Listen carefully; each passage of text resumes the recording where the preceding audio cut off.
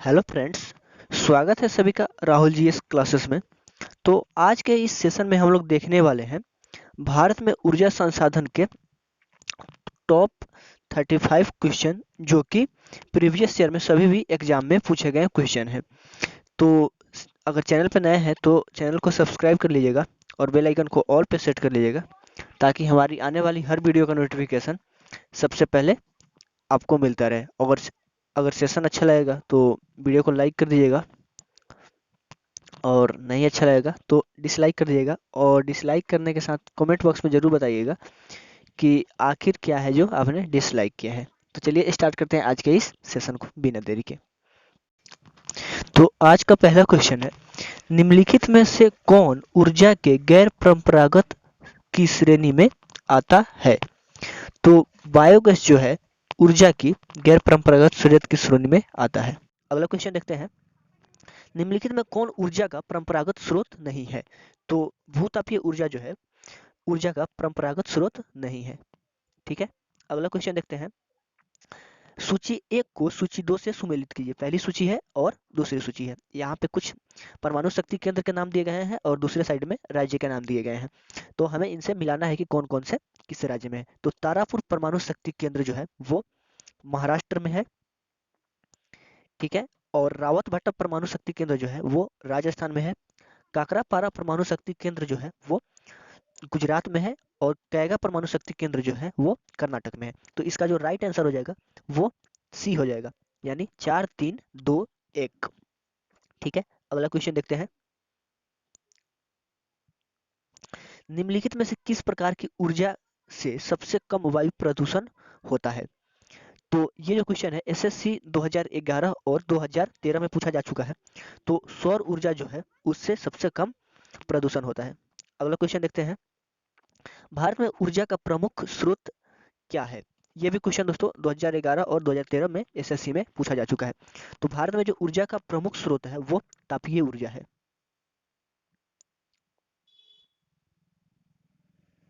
वो तापीय ऊर्जा है। ठीक है। अगला क्वेश्चन देखते हैं, भारत की पहली लहर ऊर्जा परियोजना किस स्थान पर स्थापित की गई है?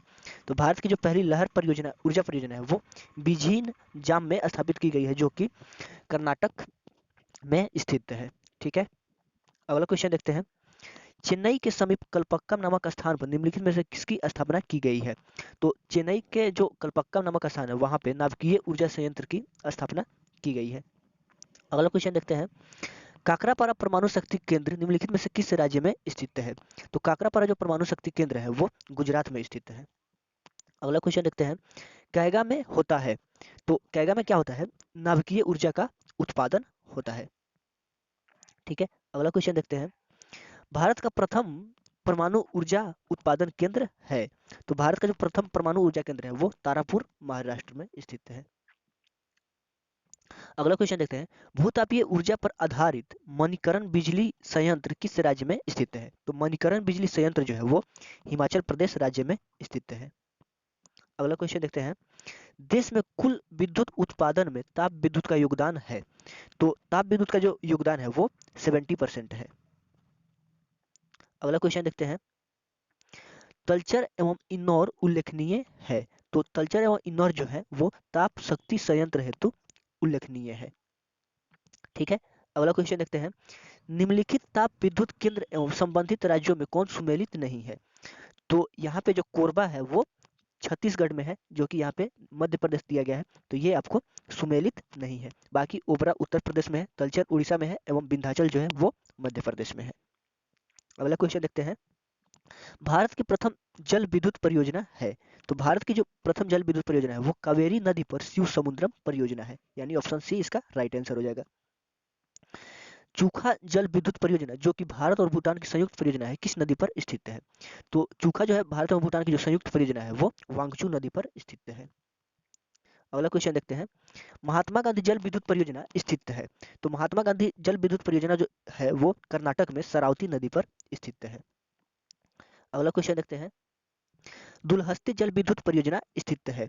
तो दुलहस्ती जो जल विद्युत परियोजना है वो जम्मू कश्मीर में चिनाब नदी पर स्थित है। लोकटक शक्ति परियोजना निम्नलिखित में से किस राज्य में स्थित है? तो लोकटक जो शक्ति परियोजना है वो मणिपुर में स्थित है। निम्नलिखित में से किस स्थान पर विद्युत जल शक्ति से पैदा की जाती है? विद्युत जो है वो जल शक्ति से पैदा की जाती है। तो मेट्टूर जो है वो वहां पे विद्युत जो है वो जल शक्ति से पैदा की जाती है। अगला क्वेश्चन देखते हैं, पवन ऊर्जा के उत्पादन में भारत का विश्व में कौन सा स्थान है? तो पवन ऊर्जा के जो उत्पादन में भारत का जो स्थान है वो 5वां स्थान है। भारत में प्रथम जल विद्युत केंद्र की स्थापना 1897 ईस्वी में कहाँ की गई थी? तो भारत में जो जल विद्युत शक्ति केंद्र की स्थापना की गई थी 1897 में, वो दार्जिलिंग पश्चिम बंगाल में की गई थी। एशिया की पहली भूमिगत जल विद्युत परियोजना भारत के निम्नलिखित राज्यों में किसमें स्थित है? तो ये जो है दोस्तों वो हिमाचल प्रदेश में स्थित है। अगला क्वेश्चन देखते हैं, भारत में विद्युत आपूर्ति सबसे पहले कहाँ शुरू हुई थी? तो भारत में जो सबसे पहले विद्युत आपूर्ति शुरू हुई थी वो दार्जिलिंग पश्चिम बंगाल में शुरू हुई थी, जो कि एसएससी 2002 में पूछा जा चुका है ये क्वेश्चन। ठीक है, ताप विद्युत परियोजना के संदर्भ में कौन सा जोड़ा सही है? ये जो क्वेश्चन है एसएससी 2013 में पूछा जा चुका है और इसका जो राइट आंसर हो जाएगा वो कवास गुजरात हो जाएगा, क्योंकि कवास जो है गुजरात में है। तलचर जो है ये आंध्र प्रदेश में नहीं है, उड़ीसा में है। रामागुंडम जो है मध्य प्रदेश में नहीं है, ये तमिलनाडु में है। और कोरबा जो है उत्तर प्रदेश में नहीं है, ये छत्तीसगढ़ में है। ठीक है, अगला क्वेश्चन देखते हैं, ओबरा शहर प्रसिद्ध है। तो ओबरा जो प्रसिद्ध है थर्मल पावर प्लांट के लिए प्रसिद्ध है। इसका जो ए ऑप्शन 2 बार हो गया है, तो यहाँ पर टाइपिंग मिस्टेक है, बाकी इसका जो आंसर है वो थर्मल पावर प्लांट ही सही होगा। ठीक है, अगला क्वेश्चन देखते हैं, प्रथम जल विद्युत शक्ति केंद्र कहाँ पर स्थापित किया गया था? ये जो क्वेश्चन है आरआरबी एएसएम और गुड्स गार्ड 2005 और यूपीपीसीएस 2013 में पूछा गया है और इसका जो राइट आंसर होगा वो शिव समुद्रम हो जाएगा।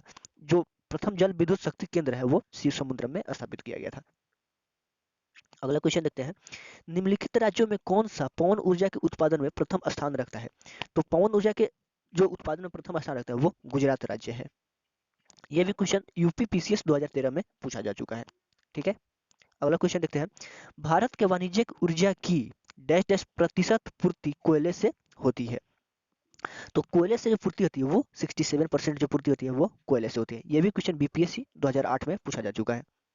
अगला क्वेश्चन देखते हैं, निम्नलिखित में से कौन सा भारत में वाणिज्यिक ऊर्जा का प्रधान स्रोत है? तो प्रधान जो स्रोत है वो कोयला जो है 67% पे है और ये जो है प्रधान स्रोत है। अगला क्वेश्चन देखते हैं, उड़ान एक गैस आधारित शक्ति परियोजना है। तो उड़ान एक जो गैस आधारित शक्ति परियोजना है वो महाराष्ट्र की है। केंद्रीय जल एवं विद्युत शोध केंद्र कहाँ स्थित है? तो केंद्रीय जल एवं विद्युत शोध केंद्र जो है वो खड़गवासला में स्थित है, जो कि महाराष्ट्र में स्थित है। अगला क्वेश्चन देखते हैं, भारत में सबसे ज्यादा विद्युत उत्पन्न करने वाला राज्य कौन सा है? तो भारत में जो सबसे ज्यादा विद्युत उत्पन्न करता है वो महाराष्ट्र राज्य उत्पन्न करता है। अगला क्वेश्चन देखते हैं, भारत में कुल उत्पादित विद्युत में परमाणु शक्ति का भाग है? तो परमाणु शक्ति का जो भाग है वो 4% है मात्र। अगला क्वेश्चन देखते हैं, सूची 1 को सूची 2 से सुमेलित कीजिए। पहले सूची में है परमाणु ऊर्जा केंद्र और दूसरे में है राज्य। तो यहाँ पे मैच करना है कि कौन किस राज्य में है। तो कलपक्कम जो है वो तमिलनाडु में है, काकरापारा जो है वो गुजरात में है, रावतभाटा जो है राजस्थान में है और कैगा जो है कर्नाटक में है। तो इसका जो राइट आंसर हो जाएगा, यानी कलपक्कम 1 का ए तमिलनाडु, काकरापारा गुजरात यानी 3, तो इसका जो राइट आंसर हो जाएगा ए हो जाएगा राइट आंसर। ठीक है, अगला क्वेश्चन देखते हैं, राष्ट्रीय ताप विद्युत निगम एनटीपीसी की निम्नलिखित केंद्र एवं संबंधित राज्यों को सुमेलित करें। अब सूची 1 को सूची 2 से यहाँ पे मैच करना है। सिंगरौली, तो सिंगरौली जो है वो आपको कौन से राज्य में पड़ता है? सिंगरौली जो है मध्य प्रदेश में पड़ता है और कोरबा जो है छत्तीसगढ़ में, रामागुंडम जो है तेलंगाना में पड़ता है और कहलगांव जो है बिहार में पड़ता है। यानी 4 का 4 कौन से ऑप्शन में है? और सिंगरौली मध्य प्रदेश, यानी इसका जो बी हो जाएगा राइट आंसर। तो दोस्तों ये था आज का सेशन अच्छा लगा हो तो वीडियो को लाइक कर दीजिएगा और चैनल को सब्सक्राइब कर दीजिएगा और वीडियो को शेयर कर दीजिएगा, ताकि हमारी आने वाली हर वीडियो का नोटिफिकेशन आपको मिलता रहे। Thank you.